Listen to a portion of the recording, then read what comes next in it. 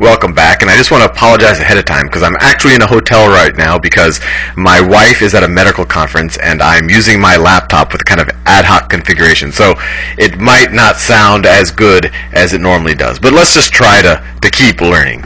So let's start off the way I start off every video, but maybe I'll do it a little different this time. So I want to start a bank, so I use 300 gold pieces, 100 to actually build a bank, 100 to build a bank. So this is more my vault, the actual physical structure. That took 100 gold pieces. And then I'm actually going to initially capitalize this bank with 200 gold pieces. You actually want to show people what it looks like for gold to be sitting in the vault, so you get the idea. So my initial equity is 300 gold pieces. 300 gold pieces. That's my equity, or whatever the investors were that initially invested in this bank. And like all of the other examples, I start off by taking deposits. The villagers trust me. So villager A comes and gives me, let me just do villager A in green. He comes and gives me his 100 gold pieces. 100 gold pieces. This is all gold.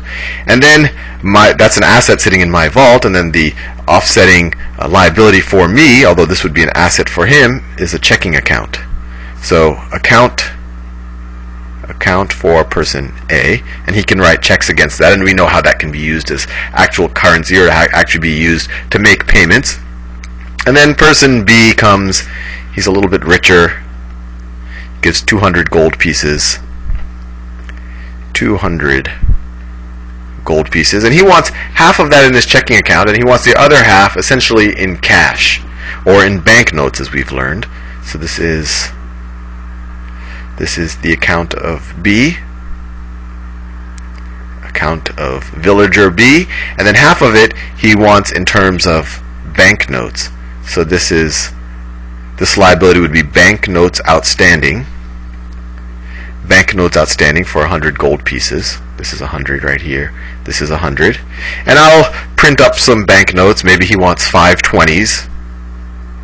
So I'll give him 5 times, and each of the banknotes might look something like this. I have a 20 gold piece denomination.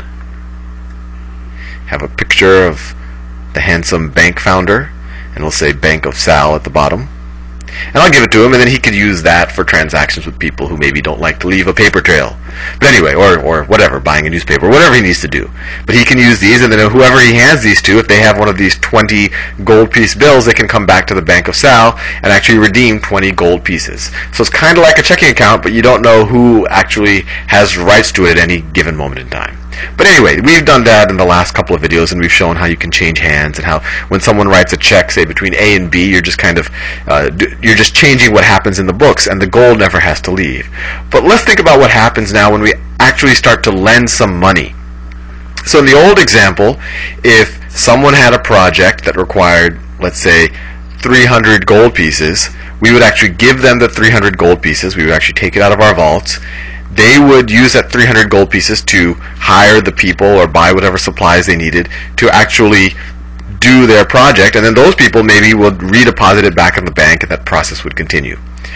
What we're going to do now is try to think about how could we do this without the bank ever having to give the gold out. One, it's just a safety concern, and then the gold is just not an easy thing to transact with. You don't, if someone wants to sell something worth half a gold piece, do they cut it? If someone wants to sell something worth 1,000 gold pieces, it's a security risk and it weighs a lot. So what can we do? So let's say entrepreneur. Let's see, we did A, B, and so let's do entrepreneur C. He has an idea. Let's say it's the irrigation ditch again, and he needs 300 gold pieces. So what we do is we lend him 300 gold pieces. So I have an asset, 300 gold piece loan to entrepreneur C. And instead of actually taking it out of my assets here and then waiting for it maybe for his laborers to redeposit it, I can just create a checking account for entrepreneur C.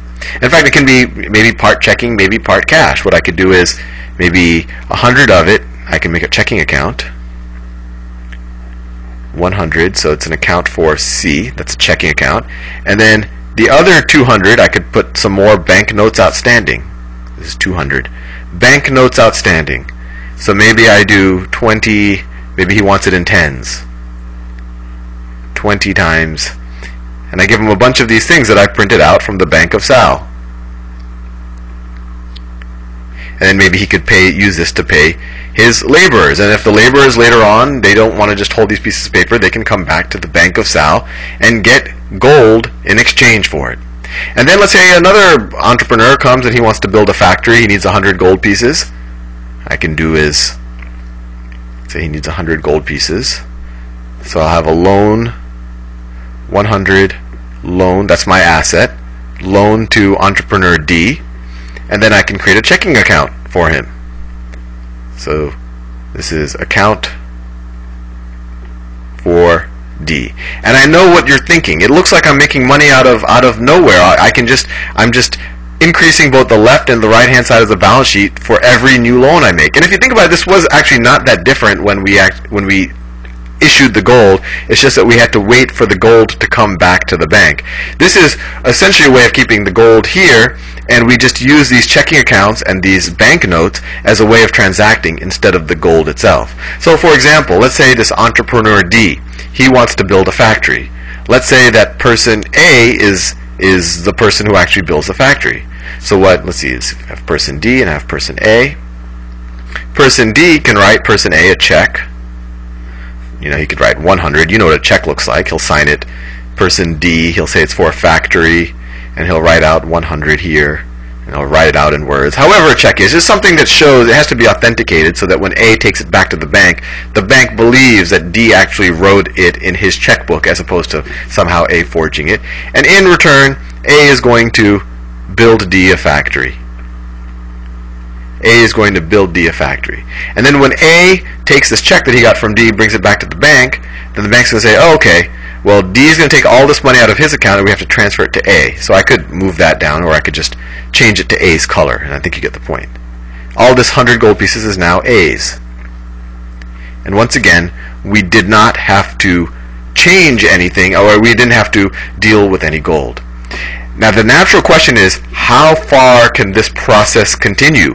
Can a bank just continue issuing loans and checking accounts indefinitely and essentially collecting the difference in the interest between the interest it gets on the loan and the interest it gives on the checking account?